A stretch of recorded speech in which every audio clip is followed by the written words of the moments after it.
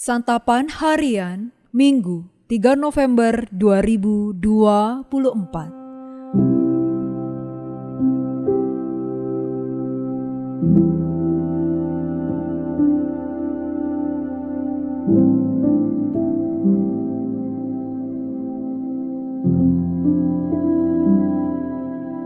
Inilah program Santapan Harian, sebuah program yang mengajak Anda menelusuri isi Alkitab, agar Anda menemukan makna firman Tuhan sesuai dengan konteksnya.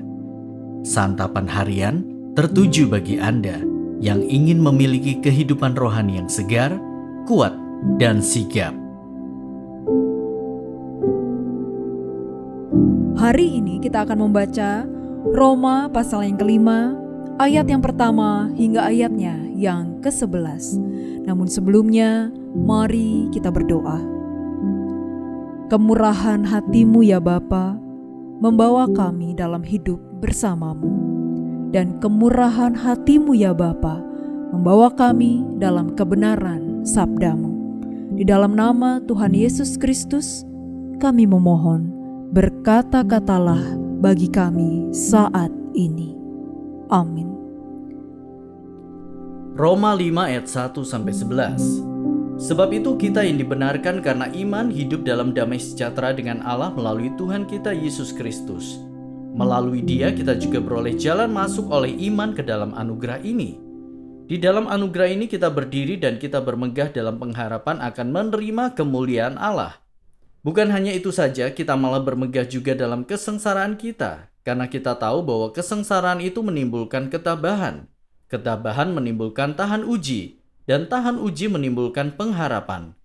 Pengharapan tidak mengecewakan karena kasih Allah telah dicurahkan ke dalam hati kita oleh Roh Kudus yang telah dikaruniakan kepada kita. Karena waktu kita masih lemah, Kristus telah mati untuk kita, orang-orang fasik, pada waktu yang ditentukan oleh Allah. Sebab tidak mudah seseorang mau mati untuk orang yang benar, tetapi mungkin untuk orang yang baik ada orang yang berani mati.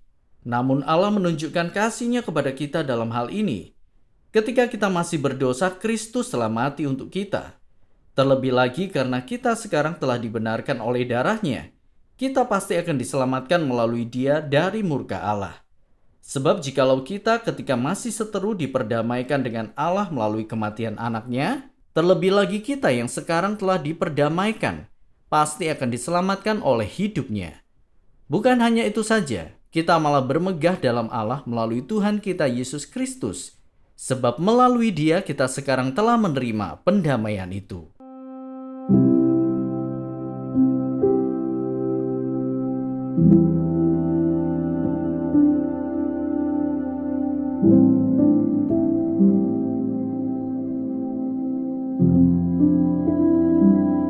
Sahabat Santapan Harian, pembenaran yang Allah berikan bagi orang yang beriman kepadanya berdampak drastis dalam hidup mereka. Oleh karena karya penebusan Kristus, sekarang orang percaya memiliki hidup dalam damai sejahtera dengan Allah. Relasi antara Allah dan manusia yang sebelumnya rusak akibat dosa, kini dipulihkan.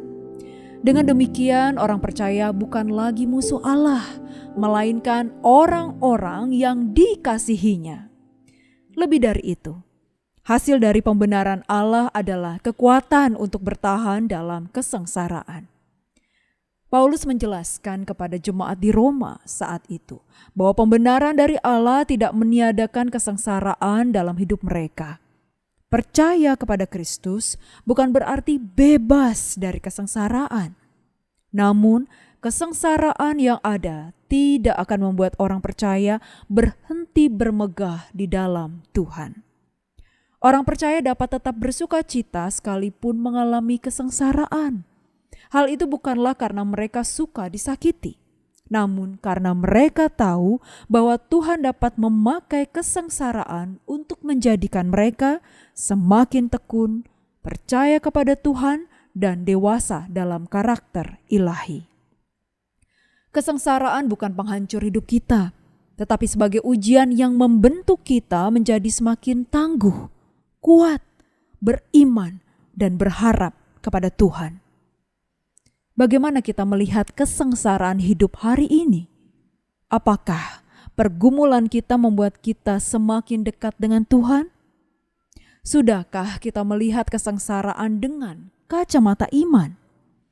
Adanya masalah memang bukan hal yang menyenangkan, tetapi itu berguna bagi pertumbuhan kita. Nyata, kesengsaraan dipakai oleh Tuhan untuk memurnikan iman kita di dalam Dia.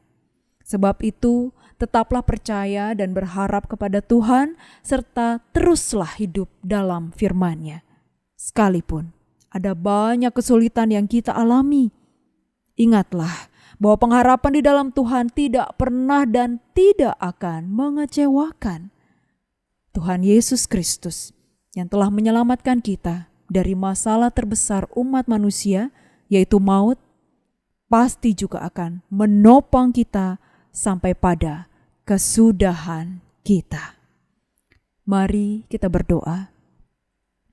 Ya Allah, terima kasih.